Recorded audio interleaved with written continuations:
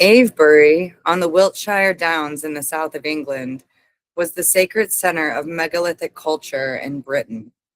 Avebury Stone Circle is the largest yet found in England. It dwarfs Stonehenge. There are 27 other stone circles or henges dating from the late Neolithic and early Bronze Age. Avebury was built by pre-Celtic people living in a farming community circa 2600 BC. For thousands of years before its construction, the entire landscape of the surrounding area, stretching for about 37 miles, had been seen as the outline of the body of the goddess. Every hill, mound, stone in Long Barrow was believed to form part of her maternal body. The three stone circles at the Causeway camp at Windmill Hill nearby predated the Avebury more than 600 years. The Avebury monuments, which include Silbury Hill and West Kennet Long Barrow, form a condensed sequence of visual sculpted images within the center of the larger and more ancient presence.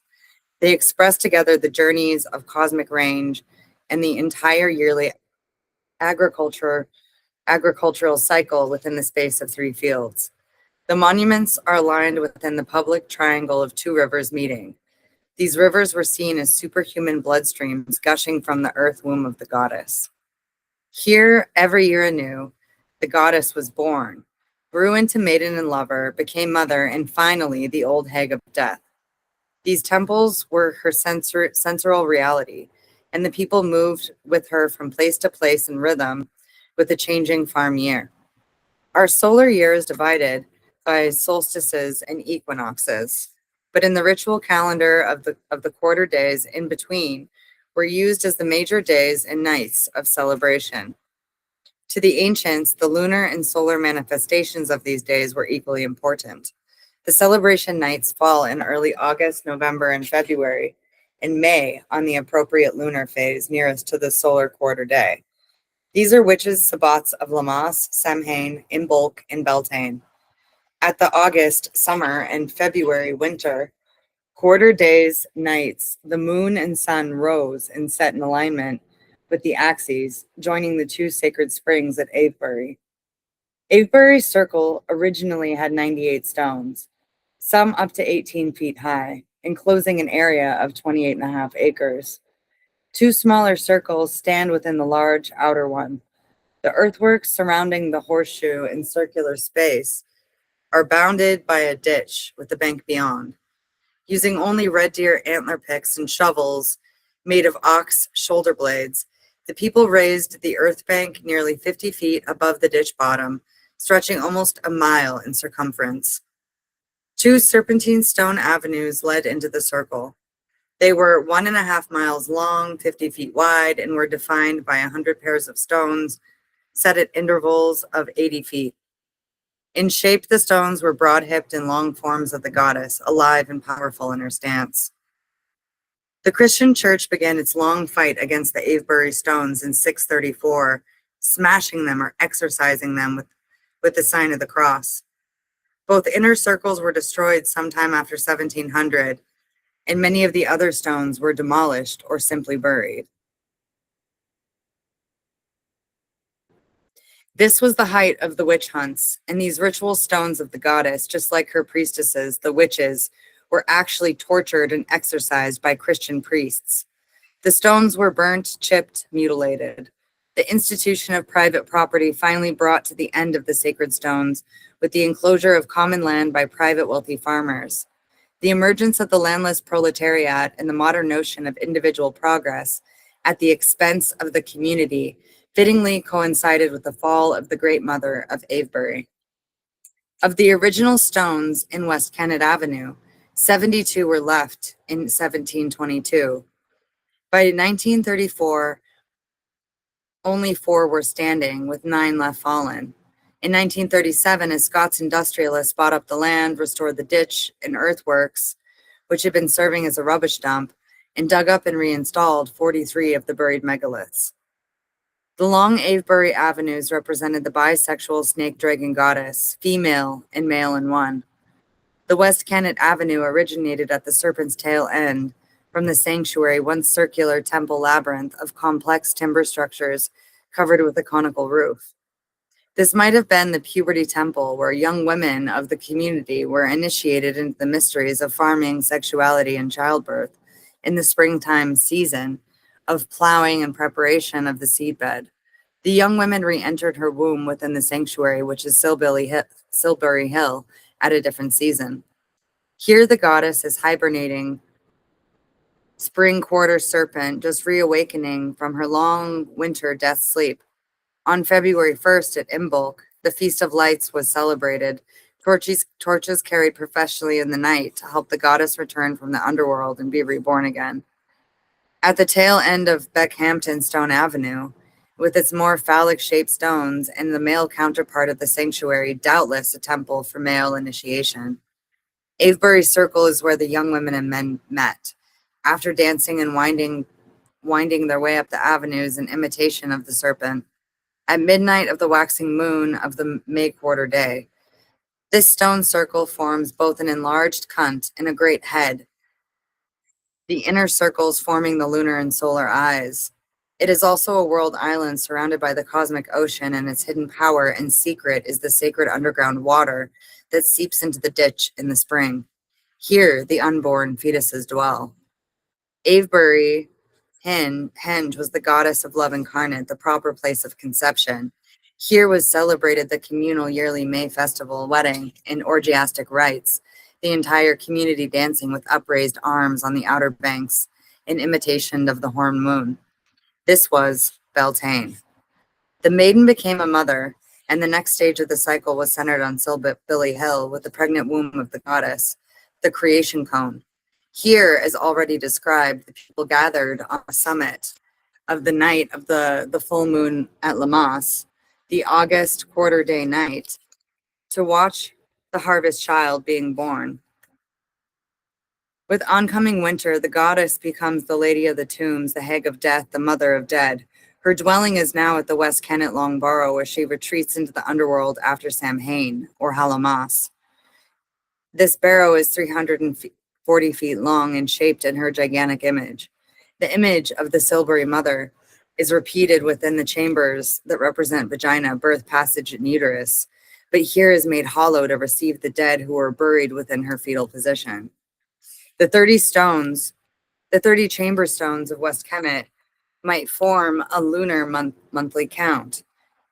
There is no water associated with this barrow, no spring, no stream, all dryness and barrenness. There are only rivers of stone. West Kennet Long Barrow was built in 3500 BC. It is a Stone Age horned grave tomb womb temple and is older than Avebury and Silbury Hill. The people were buried within it collectively without distinction of class or hierarchy. It was ritually frequented by the living as well as the dead. Megalithic culture is far older than was once supposed.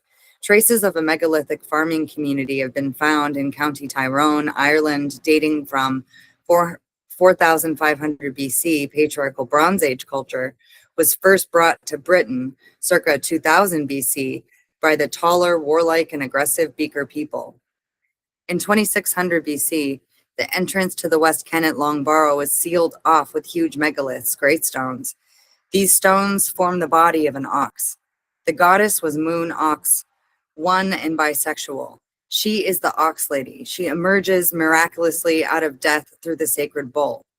There was continued veneration of the tomb during late Neolithic culture. On Samhain in November, the winter quarter day, a winter eve ox was sacrificed here on the night of the no moon. The ox was ridden by the Queen of Death, and this ox is miraculously reborn with spring.